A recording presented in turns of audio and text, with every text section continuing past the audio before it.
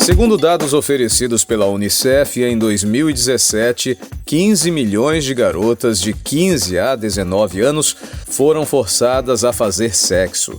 Outro dado alarmante vem do Disque 100, o Disque Denúncias, que no mesmo ano constatou que 62% dos atos de violência contra menores foram praticados por familiares na casa da vítima ou dos acusados.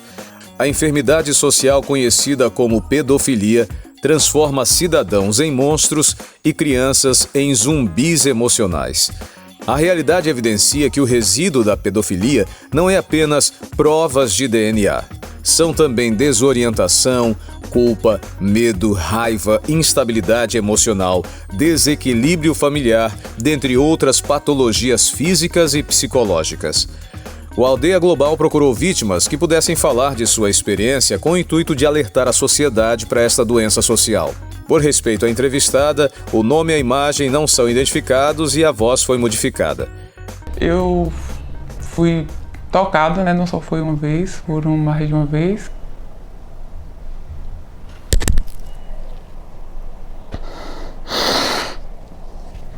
E, assim, sempre veio de pessoas próximas. Eu não me recordo assim, exatamente de idade, mas eu acredito que eu tinha de 7, 8 anos. Porque, assim, foram, pessoas próximas, amigos da família, que às vezes me colocava no colo de forma inocente, uma das vezes que aconteceu que me recordo.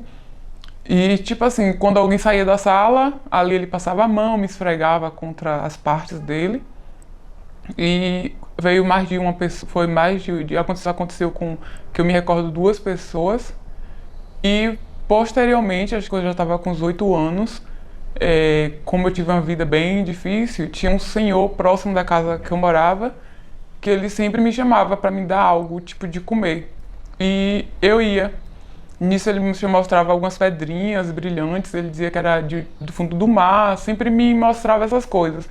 E depois de uma vez que eu fui lá, ou 2 vezes, ele acabou, mexendo em mim, tirou minha roupa,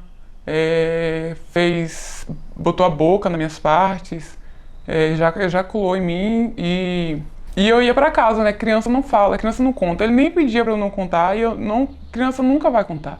Porque a gente se sente culpado, na verdade. É como se a gente fosse culpado por aquilo que aconteceu. Depois que isso aconteceu, quando eu poderia ver a pessoa de longe, era como se ela exalasse um mau cheiro, que eu poderia estar, não sei, vários quarteirões longe dela, mas é como se ela exalasse um mau cheiro. Só eu ver ela, eu sentia ânsia de vômito, eu fiquei sentindo isso vários tempos. Meu padrasto, quando eu fui morar em Salvador, eu acordei de noite ele com a mão nos meus seios, e foi uma das coisas que me fez ir morar com meu pai biológico, que eu nem tinha muito contato, eu nem conhecia direito. Porque eu fiquei assustada, porque de manhã quando eu acordei, contei pra minha mãe, meu padrasto alegou que ele tinha me confundido com minha mãe.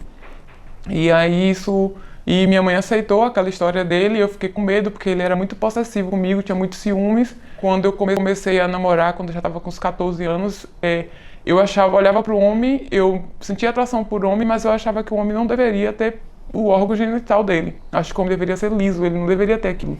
E isso foi uma coisa que teve muitas barreiras. E aí só quando eu casei, depois de muitos anos, eu chorava sempre do nada. E meu ex-marido me via chorando do nada. E aí um dia eu contei pra ele, me abri pra ele. E depois que eu contei pra ele, foi a primeira pessoa que eu contei, hoje eu consigo falar. Algo que me ajudou muito foi a questão da religião, E isso me ajudou bastante, porque você aprende, é como se você curasse suas dores. Eu não sei explicar como, mas é como se você se sentisse melhor, é como se você se sentisse acolhida, liberta daquilo, e aos poucos você vai se libertando. Não só na questão da igreja, eu acredito que Deus ele é capaz de sarar essas feridas. Então os pais têm que sempre andar vigilantes, não deixar os filhos sozinhos com outras pessoas, perguntar aos filhos, ter um diálogo com o filho, conversar para que os filhos sintam confiança em você, para que ele venha contar, porque eu acredito que se os filhos se sentirem, terem liberdade para conversar com o pai, para dialogar, eu acredito que eles contariam. A Igreja Adventista do Sétimo Dia em toda a América do Sul, no dia 24 de agosto de 2019, cumprindo a sua responsabilidade social, promove a campanha Quebrando o Silêncio contra a pedofilia. Com o título Volta por Cima, a Igreja Adventista alerta sobre este crime hediondo, oferece a esperança de restauração dos dramas vividos e retorno a uma vida saudável.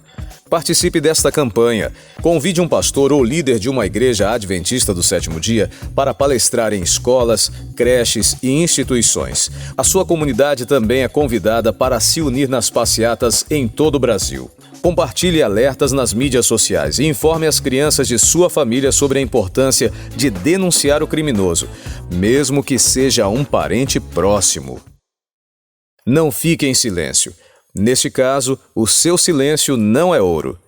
Seu silêncio é cumplicidade.